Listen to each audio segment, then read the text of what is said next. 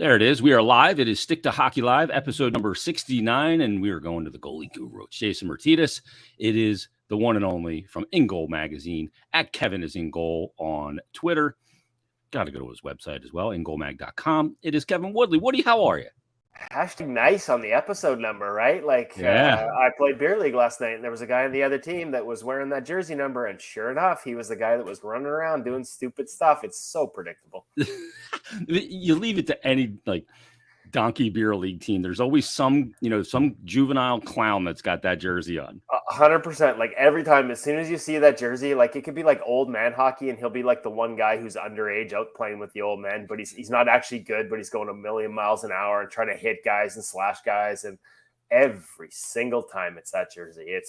Anyways, good to be on with you, buddy. I'm looking forward to catching up. That guy's always got like a half visor on, like looks got all tinted. Yeah, the old OV tinted visor. That's great.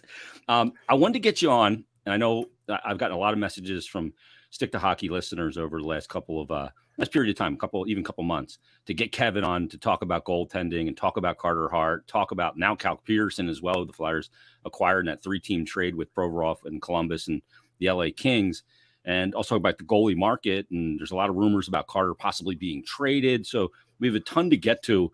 Well, let's start first and foremost, at this past season, because, Torts comes in and he certainly provides a little bit more structure, a lot more responsibility when it comes to shot blocking. And I thought Carter had the raw numbers aren't there.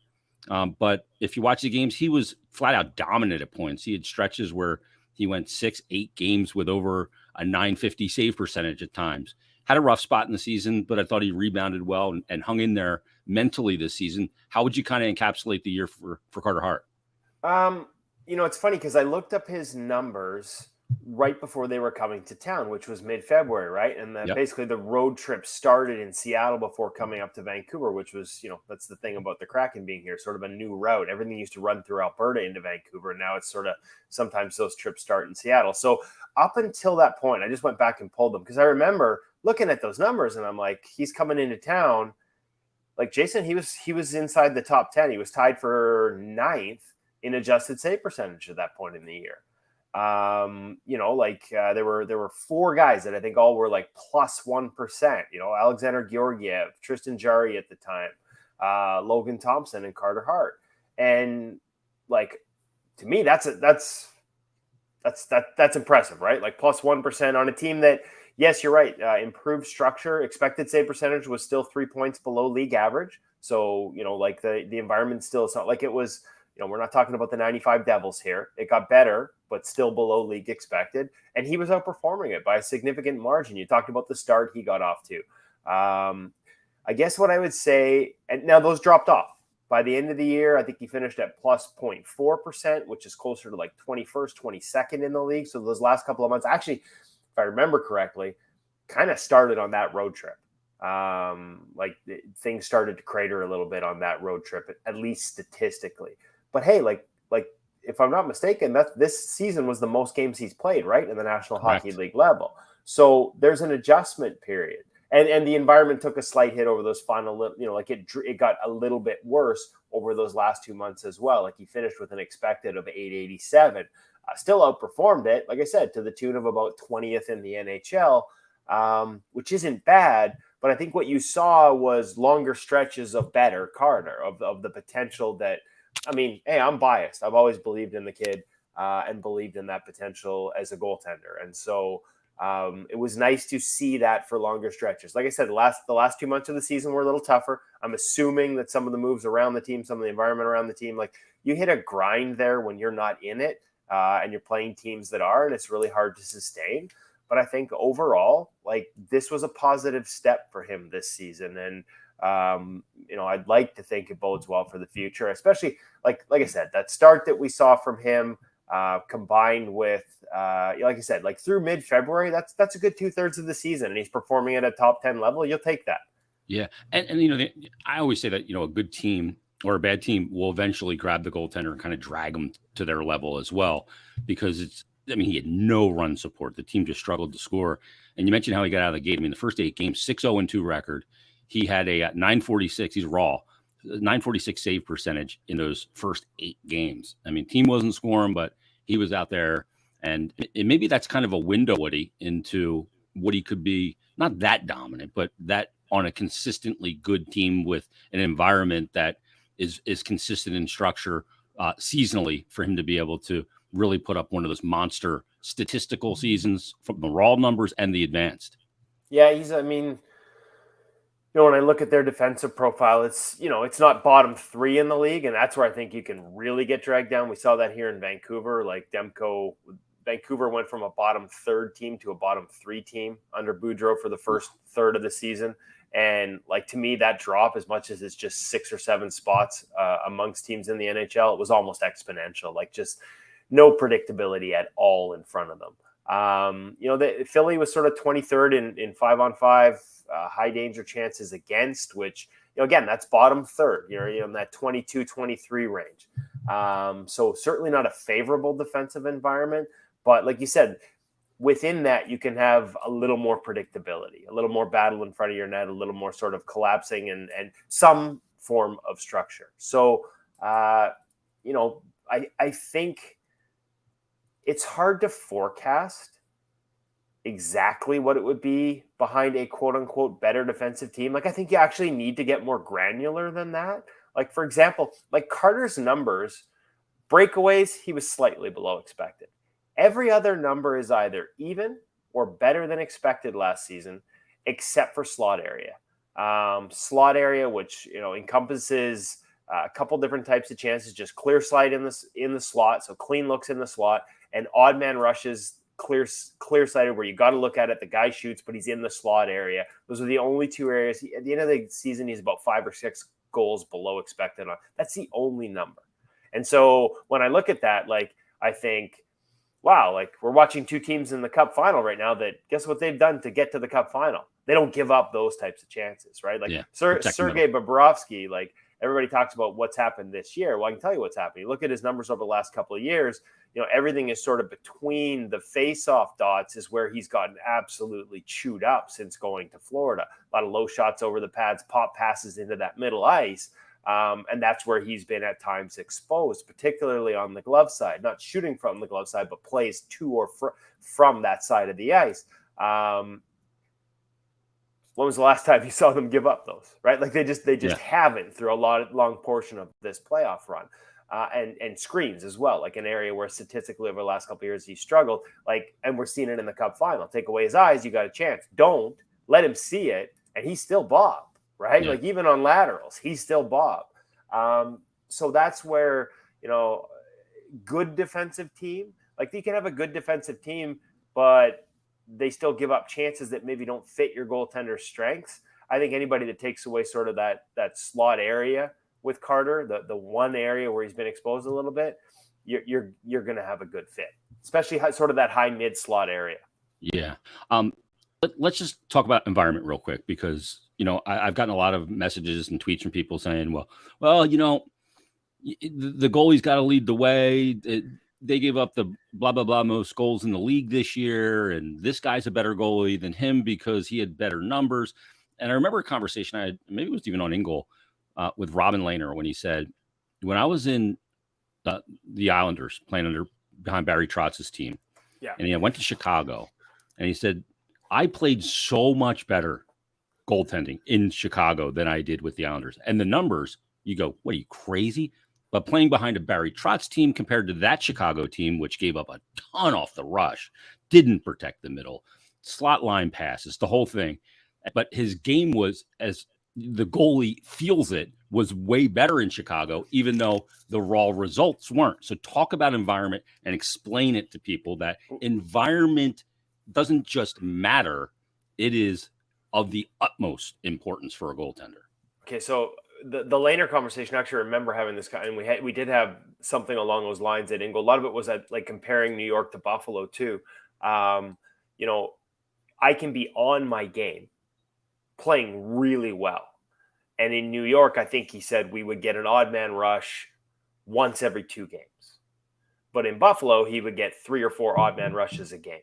He's like, even if I'm playing good, really on top of my game and feeling it, odd man rushes are going to go in, like 2-on-1s, like those are the types of chances that end up in the net.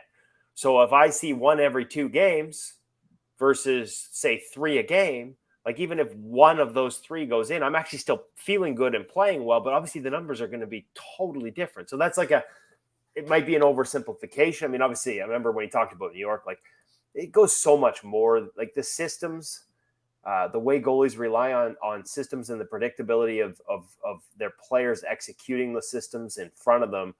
The examples I used to like from Robin were like it was screens. Like what side of a screen should I be on? Well, if I take the short side, which is your typical goalie solution, because the path for the puck into the net is always shortest and quickest from the short side of the net. It's got to travel further distance to go to the middle, and there tends to be more bodies in the middle. So if I've got a screen in front of me and I got to pick a side as a goalie, I pick short side. And now the player that's either fronting that screen or going out to the shooter, he needs to be in the middle lane. Like my job is this, his job is that. Yep. And if that puck goes to the middle, hopefully I have sight on it because I picked the side and I can establish a sight line and I can shift over. But also his job is to block that. Yep. And so when those things are on the same page, and it's become increasingly hard because the offense has become so dynamic that everybody's scrambling around, so sticking within that. But when you're on the same page, your life as a goaltender is so much easier. I talked about Carter's plus 0.4 save percentage. Adjusted save percentage this year and how that, was as high as +1, top 10 in the NHL, and +4 by the end of the year grades out around the 20s. I don't even look at his raw numbers, so I'm sort of scrambling here to look up his numbers versus, say, Stuart Skinner, another guy he trains with in the summer, so it's a perfect sort of comparison. Young guy coming up, he's a little behind Carter in terms of experience, but like Stuart Skinner is a finalist for the Calder Trophy. I'm guessing his raw numbers are a lot better than Carter's. Again, I don't even look at those anymore. Carter ended up with a 907. And Skinner was around 915, 914 around there. Yeah, I'm looking it up now. But you're right. And when people go, well, that's Edmonton. They can't defend. But in actuality, they defend on the regular season. Defended at a top 5 level when it came to giving up the ones that matter the most as an analyst. And when I look at sort of some of the fancy stats on Clearside Analytics, so to speak, those high danger chances 5-on-5, Edmonton was a top 5 team. They were top 3 for a large chunk of the year. Stuart Skinner had one of the highest expected save percentages in the NHL. His adjusted numbers are actually slightly worse than Carter Hart's this season. Now, those numbers aren't perfect, but they give you a glimpse into what a goalie is facing. 914. And trying to compare those two side by side just based on the raw save percentage, like it's not even apples to oranges. It's apples to dolphins. You know what I mean? Like I don't even know how you make it is so different, right? So that's why we have these numbers. That's why we look at environment. It matters. It's not just, and again, they're not perfect. Sergei Bobrovsky, to go back to the example, as good as he was in the second and third round, he was actually below expected against the Boston Bruins. But if he doesn't stop Brad Marchand on a breakaway, I think it's game 6 that they won in overtime in the dying seconds of the third buzzer period. Beater, yeah. It's over, right? Like they're not still playing. He doesn't have a chance to go on that run. So the numbers aren't perfect. There are still moments within those numbers where you can make, the quote unquote, the timely save exists, right? Like every save time. Yeah. So Aiden's actually been, believe it or not, heading into the Cup finals, Aiden's adjusted save percentage was actually better than Bob's. Now, Bob was dragged down by that Boston series, but again, they're not perfect, especially in small samples, but they give us context that is very important, at least some concept of relativity when we add that context that you just don't get in the raw numbers. Listen, like even the public analytics, and this isn't a criticism of the people behind it, they're freaking brilliant people, smarter than I will ever be, than I ever was. And the stuff they do with the data is remarkable, but the data is limited. And one of the key things they rely on is location. Well, I mean, you're a goalie, Jason, so you get this. But for anyone else, so the closer you are to the net, the more likely it is to go in, basically, is what most of the location data tells us. Now, if we have 10 shots and Team A has 10 shots from, say, just above the top of the crease on the left side of the net, and Team A, 9 of those 10, the puck was there and the goalie was already in position when that shot was taken. I'm stopping 9 of 10. Yep. Because if if that puck is that close to the net and I'm in position and dropping a butterfly, they're like I could take a camera behind the puck and point it at the net. You will not Nothing there. see. There is nothing. So that shot, if 9 of the 10 are the goalie's already setting in place by the time that shot is taken, like those are not high danger chances necessarily. If the other team doesn't make it high danger, the situation and how right. it unfolds makes it high danger. If I'm facing the other face-off circle and that puck is passed to that same spot on 9 out of 10, and that's obviously extreme, but even if it's 5 out of 10, now I have to gain rotation, completely turn my body 180 degrees on my skates, drop a leg, get a push. Good goalies are getting a leg there. Good goalies are, a guy like Bob is not only getting a leg there and a pad sealed along the ice, but also a glove above it. Like they're going to get there on most of them, but there's net. And sometimes if there's a screen or a fake or whatever, they don't even get there and it's a tap in. My point is, without the context of how many out of those shots from that location were a rebound sitting there with the goalie already in position or a straight line attack versus that lateral play or a puck off the right side that hit a leg and bounced to that spot before. Rebounds are one thing. At least as a goalie, I can feel a rebound. Broken plays, if it hits a leg in front, I don't even feel that. Sometimes I don't see it. It goes to that guy wide open. I have no chance or very little chance. And so the added context of those environmental sort of factors, I just think, evaluating goalies without them is, frankly, kind of useless. Like the raw numbers just don't have enough data in them to make comparisons from team to team. Hell, even within the same team, quite often we see based on different starts and who gets what and what opponent and back-to-backs, we can see wide variances in expected save percentage, even on the same team. My favorite example is Lundqvist and Shesterkin when Igor finally came up. And that was when Lundqvist was actually still playing really well. Now, when they limited his minutes, his play dropped off a little bit. But it was fascinating. It was fascinating to see the difference in their expected environment. And if you dug in and did a little bit of sort of the eye test part of it, you can actually see that Igor's ability to handle the puck contributed to it. Whereas Henrik, there weren't many weaknesses in Henrik Lundqvist's game. Hall of Famer, first ballot every time for me, like one of the all-time greats. But he didn't handle the puck. Like, not only did he not handle it well, he just didn't get out and handle it very often.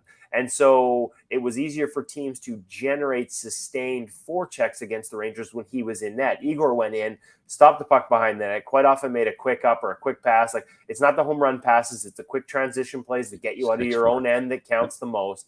And Igor made those really well. And so his environment, that season was significantly easier. And I don't think it was, the Rangers buckling down in front of the rookie. No. A large part of it was Igor's ability to transition the puck out of their own end. So again, even on the same team, we can see differences in defensive environment. So by God, different conference, different team, different personnel, different systems, you're going to see massive differences. And so looking at Carter's 907 and, for example, Stewart's, whatever we said, 915 and saying Stewart was better, like it's just not a fair assessment. Yeah, it's the thing is too with a guy like Shesterkin. I remember the Flyers playing him and seeing how he handles the puck. It then changes how you have to attack the zone, where you dump the puck, your choice whether to dump a puck because he can start a breakout with on the backhand or the forehand with a quick 5 or 7 foot pass. You got to keep the puck away from him because they're just going the other way. It becomes a wasted rush opportunity, and then maybe you try and carry the puck into the zone with possession, and that gets turned over above the top of the circle, and now you have the stress coming the other way. So there's so many low to high plays. Like that's the goalie nightmare for me. I'm looking this way, and I don't know where player X is moving this way. And if he comes out and it's a one-time shot, I'm taking away the lower third, and he's got to elevate. But I'm at their mercy at that situation. Yeah, interestingly enough, low-high plays are one of the few things that Igor struggled with this year. It was one of the big differences. The game teams were able to attack him low-high, and it was one of the few areas where there was a consistent pattern there where teams were having success, at least until late in the season when he started to sort of find his legs. And, again, like when we talk about this stuff, the analytics can provide us clues as to where we see strengths and weaknesses. And then you go in and you match it to the eye test. You do the work. I click one button and I can see – like the numbers on Carter's slot area, 108 chances, 14 goals, 5 below expected. I click the button, I can look at all 108 chances or 14 goals and see if I can identify trends. That's what goalie coaches do. Let's see, okay, here's something where we're getting burned on. Is this systems? Is this us? If we can't change the systems, do we need to change how we're playing it? Yeah. Or can we adjust a little bit of both to help each other out better? And there's always a give and take. Like, it's a constant yin yang. Like, Evolving, hey, if we take this away, we're going to give that up instead. Is our goalie better equipped to solve that than rather than us continuing to give this up, this or that, right? There's always that flow. There's give and take in every decision a goalie makes, every save execution decision, every depth decision. And so much of it, I guess, last point on environment, and I'm going to plug InGoalMag.com on this one. One of the things we do is something called Pro Reads, and it's where we sit and we watch video with the NHL goalies, and they break down why they chose this depth, why they chose this save selection, what type of movement patterns they have in terms of the way they're moving around their crease based on what's coming at them. Right-handed shot with a one-time option off the pass, or is the puck carrier on his strong side or his weak side? Like, where's my... So all those breakdowns, like the first time I did it, and I'm 20 years into this, was with Carey Price. And like literally mushroom clouds going off in my head because I thought I understood the amount of information that a goalie processes in real time. And Carey was picking out details that I never even thought to look for. Yeah, and that's on the Commodore 64. He was on like the biggest computer in the world. Yeah, my computer doesn't even plug in anymore. Yeah. So I was amazed. And I knew we had something like, hey, like this is great for kids to see. Those are the details you need to seek out in order to sort of, find this is how they read the game. These are the things you got to look for. And one of the biggest surprises wasn't just the amount of detail, but we've done close to 200 of these now. And by the way, they're all online at InGoalMag.com. Shameless plug. But the thing that really blew me away over the 2.5 years we've been doing this, or almost 3 years we've been doing this, is how often it wasn't just, or wasn't even mostly about what these attacking teams' tendencies were going to be, whether it was a pre-scout or seeing a guy for years, or again, what hand he was or where he was on the ice. It was about trusting what your defense was doing.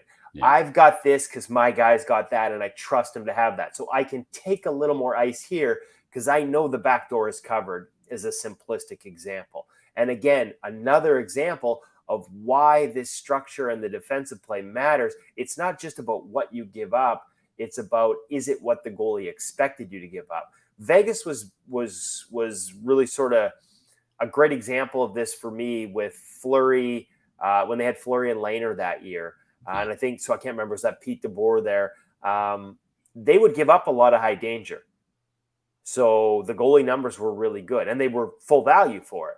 But what the goalies could trust is the high danger was going to come from certain situations and from certain spots on the ice, so they could isolate it. They didn't have to worry about the high danger, like, bam, I push out to this high danger chance in the middle of the slot, but that guy's got 3 options. They could just focus in on the one option. Yeah. And exactly. And trust that that's all they had to worry about. And by doing so, you're going to even against high danger chances, you're going to have more success because you're not having to worry about his high danger chances and the 2 other high danger chances behind you he might pass to. And so the more a goalie can trust in that execution of a system that fits their game, the better off they're going to be, which again, none of that shows up in the raw data.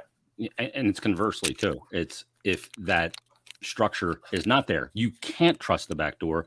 Now you start loading your left leg to lean, and that causes you problems as well. As soon as you cheat in this league, you're dead. Like, I always used to use the example when back in the day when the Oilers were actually a bad defensive team, when they were chewing up and spitting out goaltenders who would then go elsewhere and have success. It's like the most simplest example I can give is like if a guy's coming down and he's got a backdoor pass option, but you're supposed to stay on the shooter because that you got somebody who's supposed to cover that back door. Yeah, and take away the pass. It gets through 9 straight times, and you're doing your job, but the puck's in the net 9 times. It's not your fault. You're going to start to cheat. And as soon as you cheat and lean to that backdoor chance at this level, if the guy with the puck has time and space, he's taking advantage and shooting short side on you. Like, it's simplistic. It's oversimplistic. It's the type of battle that goalies sort of face. And, when things really get bad is when the goalie can't trust the environment and the players no longer trust the goalie. Because now they're going out of what they're supposed to be doing to try and help the goalie. Like, their intentions are good. They start chasing plays and trying to do too much because they're trying to actually help their goaltender. And pretty soon, everybody is trying to do everybody else's job and nobody is doing their own. And there's been a lot of examples of this. And once that snowball gets going downhill and building and getting bigger and bigger, there's been a few cases, over the years where it's like, I've said, I don't know that this can be fixed with all the personnel in place, and usually the goalie's got to move. Actually, you guys had that in Philly with Steve Mason when he arrived there. That's what had happened. And Steve Mason took, like, Jeff Reese deserves a ton of credit for all the help he gave Steve Mason once he arrived there. I think he helped him solve a lot of things. But Mason had made strides in his game in Columbus, but it was never going to matter in Columbus because the team in front of him had lost that trust. And so anytime he was in net, everybody was out there trying to do everybody else's job and nobody was doing their own. Yeah, and that included Steve. So the defensemen are out there trying to protect Steve by getting out of their lanes, and then he can't trust them to be where they are. Like, it's just, man, that snowball is really tough to stop. Yeah, I always use the real world example, not this past season, the season before the Flyers played the Bruins, and Carter got beat 3 times in the game on the back door on his blocker side. The guy wasn't covered, 3 goals. It was actually the 5th goal of the game that he gave up, was high glove from Brad Marchand with a backdoor option. Why? Because he was leaning. And it just beat him, and it's because he lost the trust that coverage was there. I got this question that comes in from Tim Tobin on Twitter at Tobinator, good hockey guy. He said, I'd love to hear more on guys in the RVH and getting sniped high and why we're seeing more bank shot goals from the RVH position. Are they still considered bad goals? Seems like some are just saying it's more of a great shot over a bad goal. Now, RVH, obviously, the thing about RVH for me, Kev, is a lot of people go, wow, why is the goalie down there? Well, you don't question it when a ton of saves look routine because of the choice of save selection of an RVH.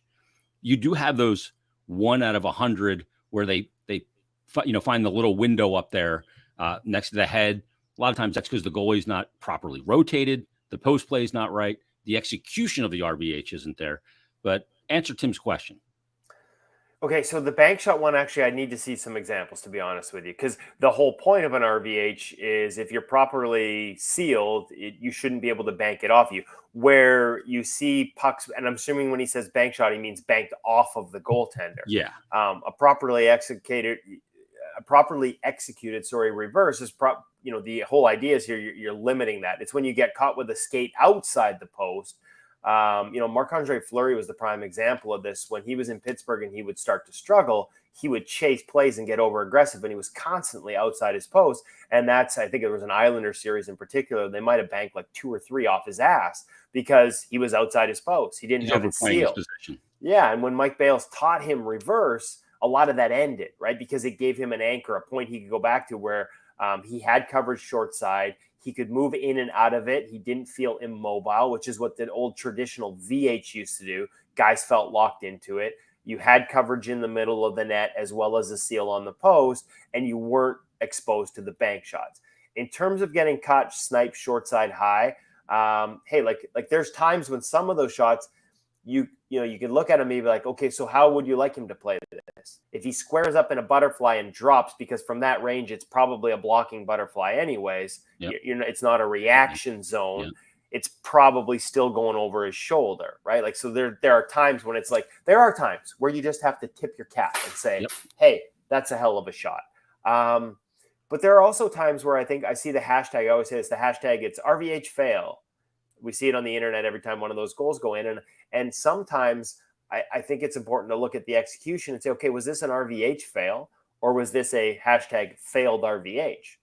Yeah. Timing, execution, properly executed, that inside leg should be into the ice at an angle that allows you to use it to push up that short side shoulder. So maybe you're not reacting with your hands, but you can still react by driving that shoulder up to the top of the net, using that inside anchor. A lot of guys, and it amazes me how many at the NHL level do this, they allow that inside leg, the one that's sort of along the goal line, to just sort of drift back into the net rather than keeping it up at like a 30-degree angle relative to the goal line. And as soon as you, and they disengage it. Well, that's your connection to the ice. That's your ability to drive up into the top of the net. That leg being anchored and solid. And so, again, to me, that's a failure of execution. Sometimes you're just in it at the wrong time or in it too often, and you give that guys the option and you can't react and push up. Again, to me, that's a failed execution. You're using it at a time when maybe it's not the right save selection. It was designed to be something from dead angles.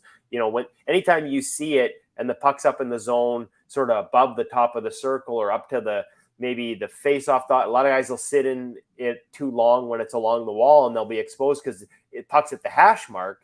Well, that's not a dead angle anymore. And You're in a dead angle save execution. Especially as you move to the middle a little bit. Yeah, 100%. And so Felix Sandstrom suffered from that. He would stay in it too long and get beat high glove because there was just no way he was going to be able to react to get his hands up. And the dead angle is basically from the far post across the low hash mark, but as soon as it starts to come up towards a little bit, the dead angle's over. You got to get out of it and you got to regain your edges. Yeah, and some guys would say the dead angle is like from the post to the the bottom of the face-off circle. Like it's even more sort of that's how the line comes across. Sharp angle. Yeah. Yep. So the other part of this though is we're not like we've seen other techniques evolve situation specific. The toughest one is off the rush. Right? Like a guy comes down the wing with speed, he's outside the coverage, and he gets down into that dead angle area. Now, if you go into reverse and you don't have that ability to drive, actually two things. I'm going to rewind before we get to that situation. You don't have to execute a reverse with passive hands. And some guys just, they put that shoulder inside the post, and now that limits where their arm is because they've dropped it for the short side coverage. They've treated it like a pure block. Watch Bob. Keep that hand up. Like how many times have we've seen shooters in this series look for that, and throughout these playoffs, look for that shot because they see he's down in reverse, but he's got the glove up, and they just shoot it right into an active glove. Forward. Yeah. Now, if it gets into an area where he can't react from that glove is also difficult. If you've got it up high, you're taking away top corner, but that becomes a long move to transition it down to bottom. So, it's recognizing coverage. If he's got that glove up high, you want to shoot just sort of off his knee, off his hip, and try and expose the hole that he's created there. But you can, you can play at active hands. Guys have active. I watched Demko work it. He keeps that blocker active all the time. So then we get into the situation off the rush that I was just talking about. So if you reverse and you're inside your post and that guy's coming down with speed off the wing, gets to the bottom of the circle, you drop into reverse and you've given up short side high. I understand the criticism. But if you square up on him in a butterfly and he pump fakes you from there, now think about this. You are facing the boards. You have dropped into a butterfly facing the right boards, for example, and he's going to go with speed on a wrap, and the wraps always look terrible. But the amount of rotation, we talked about cross ice plays and slot line plays and how much you have to turn. Yeah. Like you literally have to get your whole body from facing the right boards back to the left post. That is a massive rotation for a goaltender. Yeah. And so we've seen new techniques develop. One's called the panda, where it's an overlap, but instead of squaring up to the shooter, you have enough coverage, you can actually flatten it out along the goal line. So you're still in a butterfly with the skate outside the post, what we call an overlap. But instead of facing the shooter as he comes down there, you've sort of cheated. You've hedged yourself into the middle so that if he does wrap, it's an easier push. You don't have the big rotation, and you trust your coverage that you're still able to react to anything short side high. Your risk there is you're outside your net, so you could get bank shot if you do it too often and it becomes targetable.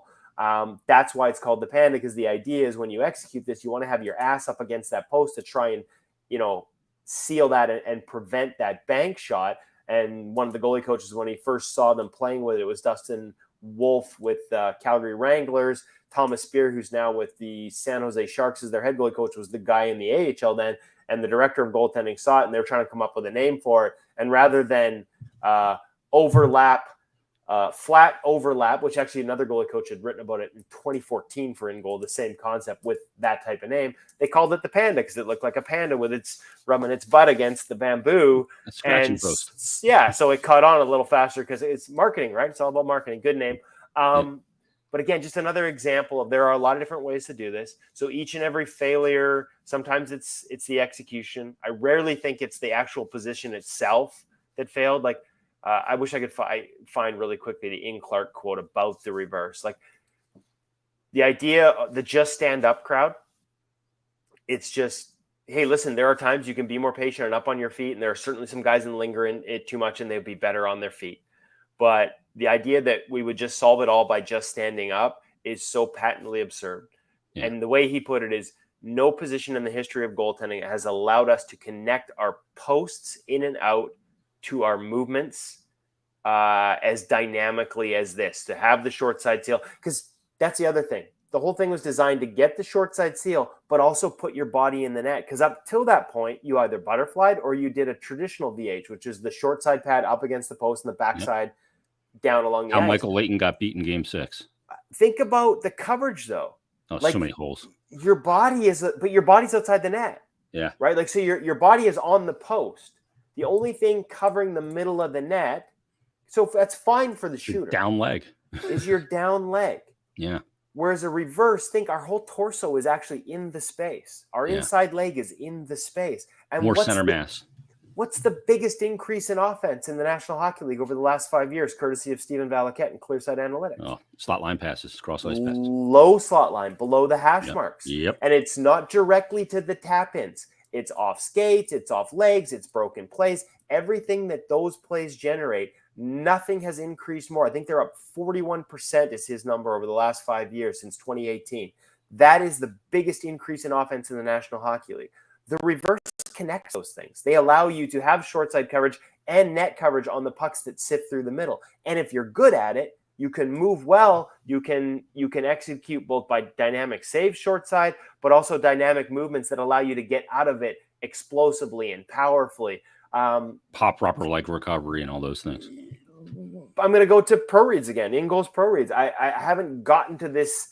We spent 45 minutes with Demko while he was injured. Some of the best pro reads we've had. We're about, I think, 6 or 7 into them. And we're just getting into, I need to highlight this for your audience. Well, maybe I even post it today.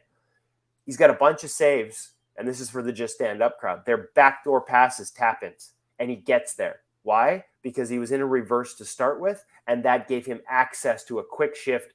Like you said, body was in the net, and it was a quick movement, and he was there. If he's standing up square to that puck on the far wall, no chance. There's no way he gets that pad down, gets that rotation, and makes that push. So there are a lot of saves. Roberto Luongo used to say this. Yeah. Everybody criticizes when I get beat short side high in reverse, and the internet says hashtag RVH fail. Nobody notices the 15 saves I made because of the reverse that I wasn't making before I added it to my game, and that's why it's there, folks. Yep. And they look almost routine. It's like a guy slamming it into your pad on the post. And they didn't used to be routine before we developed this position and your this feet. execution. You're dead in your feet. Yeah. I got tired the other day and was too tired to execute reverse, and I just stood up, and a play went right there, and it was a guy who played at a really high level, and I'm like, oh crap, I'm already out. Should I butterfly on him? I should have been in a reverse. And he slammed it right through where my short side pad would have been, off the backside pad between my legs and in. It's like, I think people forget how often those goals used to go in on the just stand up goalies. How much more time do you have? I have 2 more questions for you. Yeah. Well, we're good, buddy. We're good. Okay. Zach Anderson tweeted in. He said, I'll start with the most obvious question for Woody. Would he be willing to move on from Hart? And is he a replaceable asset or one that you part with at your own risk from a play style and ability standpoint? Now, he's 24 years old. He's got 1 more year on his contract. He's an RFA. We have to consider these elements. And we also have to consider the element, Woody, of the fact that, in today's NHL, are there a lot of the franchise goaltenders? You look at Shesterkin. He's a franchise goaltender. It's a short list. It seems like it's shorter than it's ever been. And a lot of that is what you talked about happened in 17-18, really with the Penguins who started it with those slot line passes and everything. It's kind of, goaltending is trying to catch up still in elements of that. And they've done a good job in some areas, but I mean, Hellebuck is a franchise goaltender. So is Hart a replaceable asset?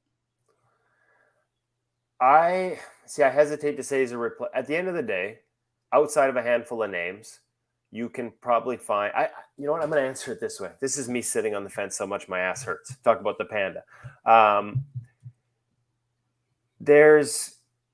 and I've had this conversation with goalie coaches, some of the best goalie coaches in the game, some of the best goalie coaches in the history of the game. We'll give you an elite number one goaltender. You can pick from three things: 3 great centers down the middle, an exceptional top 4, or an elite number one goaltender. What are you taking? All of them are going to say, give me that elite top 4 on defense, and I'll build you a goaltender that can win. Yep. And I think that the gap between the top and the bottom of the league and even the next bunch of guys that are sitting in the minor leagues, look at what Alex Lyon did for the Florida Panthers, has shrunk so much. That gap is so much smaller. And yes, there are some and even at that elite level, it's not just their ability to play at that level, it's the consistency. And we saw that dip for Shesterkin this year. The expectations that came with having frankly, a historically good season last year. And what happens with expectations? When you don't meet them, you try harder. What happens when you try harder? You dig into your edges, you get a little lower and wider in your stance. It's like golf and goaltending. You can't try harder. And until he narrowed his stance back up down the stretch, he wasn't the same Igor. So maintaining it, which is why Vasilevsky's still my number one goalie in the world, quote unquote, because he's done it for so long at such a high level. That's really hard. The part that would scare me if I'm the Flyers about moving on from Carter Hart is she's showing signs of that. Now, there's been a process of, trusting his game, and his game has continued to develop. And like I said, top 10 for 2/3 of a season last year. It looked like there were strides there. There were so many more frequent signs of that Carter Hart that we saw at the beginning of his career. I still think he has the upside to be one of those guys for several seasons, one of those, number one goalies. So that's the risk. At the end of the day, though, if it's wasted behind a team, I don't think there's any goalies that can save a bad team.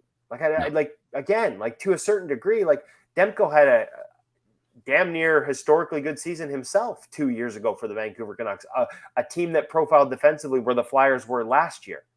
Still wasn't enough to get them in the playoffs, right? UC Saros is stopping bullets in his teeth, should be a Vezina finalist again this year.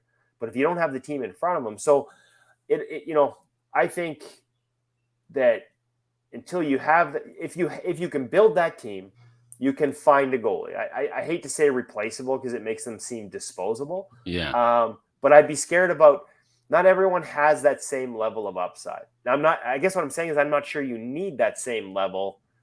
And it's hard to find the guys that are at the Shesterkin level. But, it's easier to find sort of that middle pack guy that if you put him behind a great defensive team, he's going to give you the results you need to win.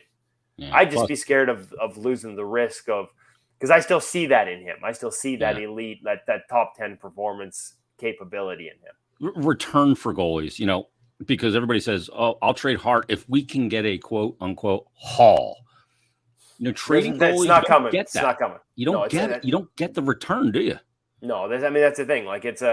It's a depreciated asset because of that depth and because of the unpredictability of it, right? Nobody wants to give term. Nobody wants it. I would avoid term with goaltenders. I would go short term as often as I could, unless I had an Igor Shesterkin or an Andrei Vasilevsky. The game changes, right? The game changes. Matt Murray didn't forget how to stop pucks. The way he stopped pucks when he won back-to-back cups doesn't work in the NHL anymore, in part because everybody started copying how the Penguins created offense. Now, Matt's adjusted his game a little bit, and I still think there's a goalie there because that process takes time to play out. And when he's healthy, he's produced some good results. But the game changes too much to sort of, to say that this style of goaltending. Now, somebody asked me in another podcast, who's going to be the best goalie in the NHL in 2030? I'm like, man, the best goal in the NHL in 2030 might not even look like what we consider great goaltending now because the game changes so much, right? UC Saros is a guy who probably doesn't even get drafted at his size, but I think he's one of the best. He's a guy I have on that list with Igor Shesterkin and Andrei Vasilevsky. Yeah, there's 6 of them. Yeah. I think Carter still has that in him, but again, I'm biased. I've seen the kid at POE camps. I watched him in juniors and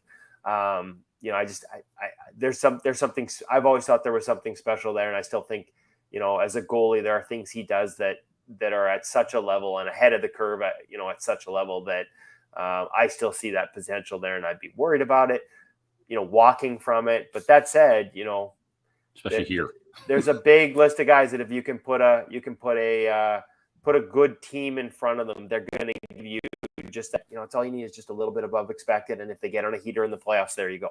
Yeah. Last thing for you. Cal Peterson was acquired in the deal. 28 years of age, had a good start to his career, his first 54 games in a 9-17. But the wheels have fallen off the wagon, played only 10 games in the NHL this past year. Is he salvageable at this point? I know you were high on him before, and I know the Kings were, and he was the next one for them to take over the crease, but it hasn't worked out. Yeah, Change of scenery certainly needed there. Yeah, early on, his adjusted numbers were really good. He had that breakout season that got him that contract, and he made me look really good because in a small sample the year before, like he was the guy that when I was asked, I do a thing annually on Sirius, and he sort of asked me, "Who's your breakout candidate this year?" And I pegged him, and he did. He just didn't play a ton because Quick was there. And I thought that was the start of great things for Cal Peterson because the underlying numbers indicated that was coming. And when you looked at the eye test, in a game that has become increasingly east-west, like the way he holds edges and has patience on his skates, like all things that I would look at as attributes that are likely to succeed in this new NHL, he had them all. And, there are times, and this comes from other people that have watched him closer than I, other goalie people, like other goalie coaches around the National Hockey League, they felt at times like, and this happens. I can't remember Justin Goldman from the Goalie Guild. I want to give him credit for the term. I think he calls it mirroring. You play along. You watch a guy every night when you're the backup. You watch him every day in practice. He's got 2 Stanley Cups. It's like osmosis. There are elements of your playing partner's game that can creep into yours. And I had a lot of other goalie people that I think are smart goalie people tell me, they felt like he started playing a little bit too much like Jonathan Quick at times. And sort of sliding and moving all over the place rather than having that patience of waiting for the game to come to him. Again, I haven't watched him closely enough to make that statement myself, but these are people I trust that sort of felt they saw that creeping into his game. I believe in the skill set, that patience on the skates. His skating is exceptional. His edge control is exceptional. When he's on, his patience is exceptional. He's not a big goalie. He's not a blocking goalie. He's got a good reactive base. His technical foundation, I thought, was, there's a little extra movement. You could tidy that up a little bit. I still think there's a goalie there. I don't think you lose it all. I just think it might need, and like you said, a new voice and some new direction. Just maybe tighten some things, put the focus on some of the strengths, and maybe, again, get rid of a little bit of that extra movement that we saw out of both him and Jonathan Quick, I think, early this season with the Kings. Be who you are as a goalie. Don't try to be the other guy. Well, and I don't even know that it's intentional, but man, you watch a guy every night, and some of those elements creep in for sure. Yeah, thank God I never played on a team with Henrik Lundqvist. I'd be like, I can just sit back on the goal line. We get shredded. Think of all the goaltending I've watched and doesn't help me, so I don't think it matters. If I could probably I wish osmosis worked for me. By the way, he is excellent as an analyst. To have another high-level goaltender that's able to articulate really well and break it down on a national broadcast on TNT is fantastic. Yeah, and he's got the goalies' backs too. There's been a couple times where and there's some kinds where the other ones they just kind of, I can't remember the exact situation where it kind of got dismissed. I'm like, no, hold on. He just explained the whole thing to you. Don't tell me that that's a save that, he's got to have that. No, he just explained exactly why that went in. And I think he's excellent. I'm not surprised by it. He's just, and folks, I know this is a Flyers podcast, but if you appreciated how good he was, even if it was against your team for all those years, I highly recommend going back. And again, shameless plug. We had Henrik on after his retirement for an entire hour on the InGoal radio podcast. He was awesome. And he was exceptional. And you're seeing that on the TNT stage. He's again, at the root levels, I think the best are always goalie geeks. They don't always maintain it to the certain degree. And some guys aren't. Connor Hellebuck doesn't want to talk about goaltending all the time. He needs his escape from it. But a lot of these guys, I think Carter's a goalie geek. And there were times where no stone unturned, always looking for new things. Maybe that there was too much of that, too many voices, too many ideas. As you mature, you sort of narrow what your foundation is rather than always looking for new ideas. But the guys that see it at that level, that understand it, that can break it down at that level, that look for new things and understand what works for them and what doesn't, like, to me, they're the ones that end up with the long careers. And when you listen to Lundqvist break the game down now, and you listen to the way he broke down his own game and his own career on our podcast, it's no surprise that he's going to be a first ballot Hall of Famer. At least he is in my eyes. Yeah. And Carter's a total first preseason game. He's like, oh, dude, I saw him in the hallway after the game, and he's like, look at the glove. The new Brian's glove. It's got a snap in there for the wrist to anchor the wrist and show me all this new stuff. Like, he's totally, because he knows I'm totally into it too. But as far as Lundqvist goes, I'm so annoyed by the guy. He's just so handsome, perfect. He's has like really ugly and smelly feet or something. Something's got to be wrong with him. I know. I think he's just the perfect human.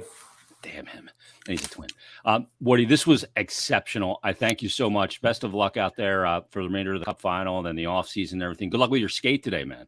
Yeah, I know. I mean, they got to play against guys who are half my age and twice my skill level. So chances are there's going to be a lot of goals going in today, but I'm going to have fun doing it. Hopefully it came across in this conversation how much I love this position and playing it and talking about it. And I always enjoy talking with you, Jason, because I know you share the passion. And anytime we get to geek out, I didn't even keep track of time here, but it felt like a couple of minutes. I'm looking now and it was a long time. I love it. Anytime, buddy. Happy to do it.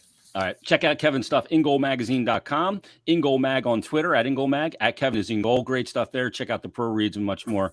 That is episode 69 of Stick to Hockey Live. Everybody, thanks for listening and watching. Have a great weekend.